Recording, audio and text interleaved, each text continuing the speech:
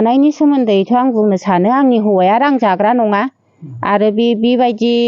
रावनिबो रां लाखाया आरो लाङाबो बियो जायाबो दिनै खिन्थु मनालिसा बरगयारियासो बेबायदि फानथिं बायदों माबा गामियाव फानदों जाय बायदेवजों बियो लोगो जानानै बे खामानिखौ मावनो सानदों बेखौ मानि हौवा हिनजावबो फानलायदों बियो गामि गामि माने जायजों लोगो जानानै मावबाय नालाय बेखौ बिनि हिनजाव बेखौ लानांगौ बियो गावबोथ' अनेक मानसिजों माने मेम्बार जाजेननायनिफ्रायनो बियो बाइकनि खिथु खिथु गाखोनानै बेरायथिंबाय बायो आंनाथ' हौवाया सानावल'सो 2 मिनिट 3 मिनिटनि थाखाय माने बे बायदेवखौ लोगो हमनानै रायज्लायहैयो गावहा देन मेम्बार जाजेननायनिफ्रायनो हौवाफोरनि बाइकआव गाखोनानै सान हर बेरायो जोंथ' बेखौ बुंनो थाङा दिनै गाव बुंनो होनायखायसो जों बे खामानिखौ बुंनो गोनां जाबाय बे रावफोरखौ आरो माने सरकारा जेनेबा मेट्रिक पासफोरनो आसनि होगोन होननायखाय जों सानैजों रायज्लायनानै माने थोनहरलायनानैहाय जों दरखास्थ' हैदोंमोन आरो आं माने मोनोबा आंनि इन्डास्ट्रिखौ आङो बारायलांनो होननानै आं जिथुनिखि दा जि दाहोदों आङो अइभिं बानायनो नागिरदों आंनि न'आवनो आं खुलिगोन जाखिनि माने सरकारा माने लन होनो नागिरदों बेखौ मोनोबा आंनि न'आवनो आङो अइभिंखौ खुलिगोन मानसि 2 3 लानानै आं दाहोगोन आरो आंनाव दा अलरेडि आं जिखौ बानायहोखाबाय आरो खुन्दुंबो मोनफैखानानै दङ आंनाव दा माखासे मानसिया आंनिखौ बानायगासिनो दङ दागासिनो दं आरो माने गथ' गथाय फोरोंनायाव न'खर खुंनायाव थांनानै थानो थाखाय जों बेखौ नागिरनो गोनां जादों आरो जों जेबो मोनखायाखै सरखारनिफ्राय बे खामानिखौहाय मेम्बाराथ' मावनानै होयाखै ओहो मावनानै होयाखै जोंखौ सोंफैयाखै जोंनि जेनो बे मेम्बारा मावनानै होयैनि थाखायनो जोंनि जे गावनो माने नागिरनानै मावनानै लानो गोनां जादों आरो जाय बिथांखौ माने थाखा जादों होनना बुंदों दा बिथाङा माने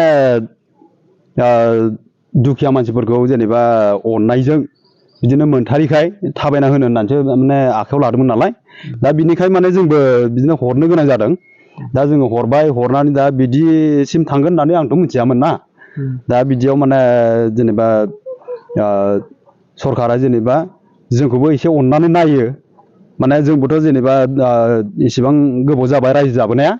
दिनैसिम माने दुखिया मानसिफोर न' मोनै लाम दं नामा दुखिया मानसिफ्राथ' लाम दङ दंनाया जोंनि नामाव माने न' सफैदों होननानैबो बुङो खिन्थु दिनैसिम माने मोननो हायाखै आरो जोङो सरकारनिफ्राय जेबो मोननो हायाखै बेनिखायनो बे आदैनो माने जेनेबा जोङो फर्म फुरायनो थाखाय हरनाय जादों दा बेयाव जेनेबा जोंथ' माने मोनगोन होननानैसो आसा नालाय दा बिदिनो आसा खालामना थानाय जाबाय आरो जों माने आं दा बेखौ फुरा बुंनो डिक्लारै होनो सानबाय आङो जेनेबा आङो बे अरुनदय मोनैखाय आङो दा गोबां बाथ'रियाव निउसाव जोङो मोनदों दा मोननायखाय आङो माने अरुनदय फर्मखौ आरो बे मेट्रिक पासनि जायफ्रा मेट्रिक पास जानानै गोग्लैनानै थानायफोर बेखौ माने सरकारा 3 लाख बा 2 लाख बिदि थाखा होगोन होननानै लन होगोन होननानै बुंनायखाय आङो माने बेखौ सोंहैनाय जादों ओमफ्राय सोंनानै आङो दा मिथिबाय ओमफ्राय आङो दा हिनजावजों रायज्लायनानै बेखौ मावनोसै न'खरखौ एसे सहाय मोनथों होननानै आङो बेबायदि खालामनानै हिनजावजों रायज्लायनानै आं दरखास्थ' हैदों ओमफ्राय बेजों लोगोसे आङो सुमित्रा बायद'खौ लोगो मोनदों सुमित्रा बायद'आ बुंदों अरुनदयनि स्किमा फैगासिनो दङ बेनिखायनो सोरबाफोर दुखियाफोर गैयैफोरखौ 10-15 जनसो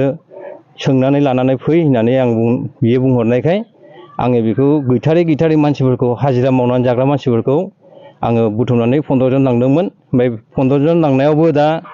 13 जनल' दङ दा बेयाव आङो लांनाया बिसोर आङो 500 थाखा बा 600 थाखा बेखौ आङो बुथुमनानै दङ दाबो आङो पकेटाव दङ आं बेखौ हैथ'वाखै आरो बेबो बुंदों जेब्लानाखि फर्मा फुरायगोन अब्लासो बेखौ फैसाखौ बाहायगोन नों ओरैनो नोंनि न'आवनो दोनथ' होननानै बुंदों बेनिखायनो आङो बे फैसाखौ आङो न'आवनो दङ ओमफ्राय जुदि दरखार जायो होफिननांगौ होननानै बुङोब्ला आङो होफिनजोबगोन आरो दा आङो मनालिसा बरगयारिया आंखौ बेबायदि बुंबाय बेनिखायनो आङो दा आंथ' बे अरुनदयनि फर्मनि माबाखौ फैसाखौ आं जायाखै आं लोगो बेखौ डिटिपि खालामनानै एमएलए सारनिसिम साफा गांफा बिदिनो एप्लिकेसन लिरनानै आङो एमएलए सारनियाव अरुनदय फर्मखौ मोन्थों होननानैसो आङो दरखास्थ' हैदों दा एमएलए सारनि पिएआ बुंदों बियो डिसेम्बर बा जानुवारियावसो सफैगोन अब्ला नोंसोरो बेखौ फुरायनानै पन्सायत अफिसाव बा चेयारमेन बा सेक्रेटारिनि आखाइयाव